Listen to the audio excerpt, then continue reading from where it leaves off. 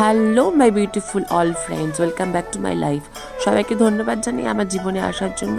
আমার শরীরটা একটু খারাপ, ঠান্ডা লেগেছে, তাই গলার ভয়েস দিতে খুব কষ্ট হচ্ছে, তবুও তোমাদের জন্য এলাম। আমি কিছু মশলা রোদে দিয়েছিলাম শোকাতে এয়ার ফ্রায়ারে 200°C গরম করে। তারপরে ধনে, জিরে, মেথি, কালো মরিচ আর আমাদের গাছের হলুদ, দেখতেই পাচ্ছ বন্ধুরা। আর আমাদের কাছে কি সুন্দর একটা বেগুনি রঙের ধুতরা ফুল হয়েছে, দেখে নাও। গাছে জবা ফুলও ফুটেছে। সুন্দর পরিবেশে থাকার এটাই হচ্ছে আসল মজা। দেখো বন্ধুরা কি সুন্দর, অনেক ফুল দেয়। এই মশলাগুলোকে আমি একে একে গরম করে নেব। এই হলুদটাকে গুঁড়ো করে নিলাম প্রথমে,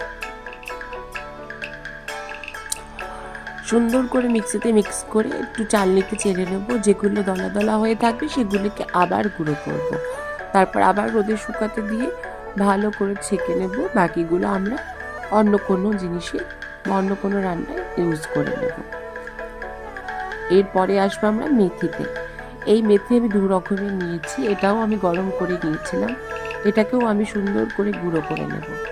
দেখতেই পাচ্ছ বন্ধুরা গুঁড়ো করার পর। ধন্যবাদ।